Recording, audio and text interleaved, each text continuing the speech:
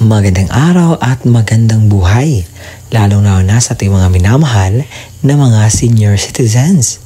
Sa araw na ito ay meron kayong dapat na malaman na panibagong update po para po sa inyong mga dapat na malaman bilang isang senior citizens.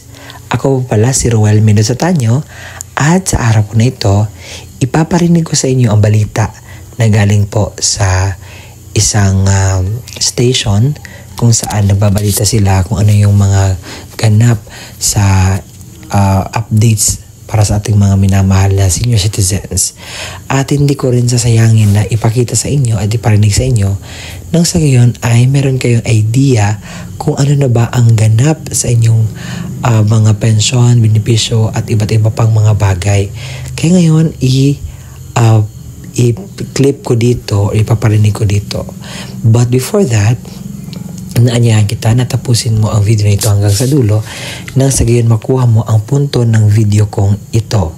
At kung gusto mo ang itong content na pinag-uusapan palagi ang payout ng ating mga senior citizens, iba pang mga balita patungkol sa payout, patungkol sa benefits at mga ibang bagay, so i-subscribe mo na ang aking YouTube channel dahil makakaasa ka na lahat ng i-upload ko dito is related po sa dapat mong malaman at makuha ng mga impormasyon bilang isang senior citizens. At kung nais mo na maging updated ka pagkatapos mo i-subscribe, i-bell notification mo na para maging updated ka sa mga videos na i-upload ko pa dito sa aking YouTube channel.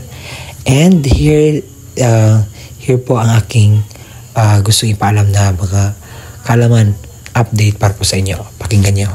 Alam ba sa mga ulat na ang Pangulo nga daw po ay inilagay na itong National Commission of Senior Citizens, NCSC, sa ilalim po ng supervision ng Department of Social Welfare and Development para daw mapalakas yung mga polisiya at programa para sa mga nakatatanda.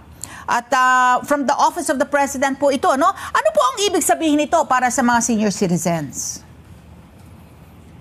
Tama po, naglabas nga po ng executive order na kung saan nilalagay nga po ang NCSC under the supervision of the DSWD. Unang-una, gusto po nating banggitin na wini-welcome po natin itong directive po ng Pangulong Marcos Jr. upang mapalakas pa yung pong pagpapatupad natin ng mga programa at serbisyo para sa mga elderly people.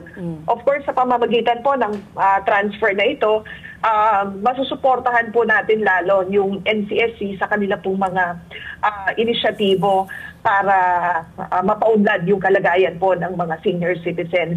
Pag ganito po na sinasabi na under the supervision of the DSWD, they will continue to operate based on their mandates.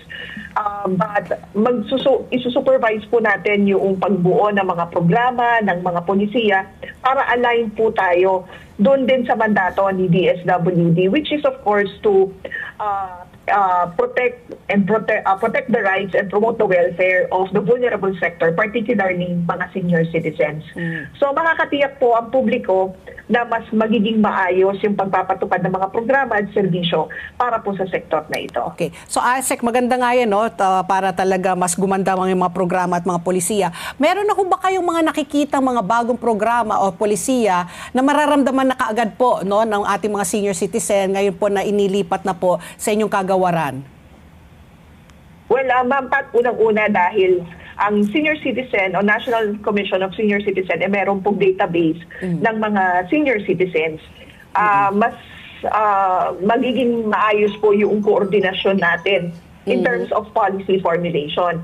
Kasi nga nakikita natin ang social pension for indigent senior citizens currently ipinapatupad pa po ng DSWD. Okay. But the other programs, halimbawa yung expanded senior centenarian's gift ay nasa NCSC na po. So makikita natin doon sa database ng NCSC na meron pa pong mga hindi napapasama sa programa ng social pension. We could address those gaps dahil nga po meron na tayong mas maayos na koordinasyon with the agency. Apart from that, of course, yung pong regular na koordinasyon, konsultasyon for policies discussions ay maisasagawa na po natin. In fact, isinasaayos na po yung pagkakaroon natin ng meeting o dialogo with the heads ng NCSC. Because una, we wanted to ensure na maayos yung kanilang organizational structure up to the regional levels para yung pagpapatupad nga natin ng programa mas maayos at mas maging seamless po.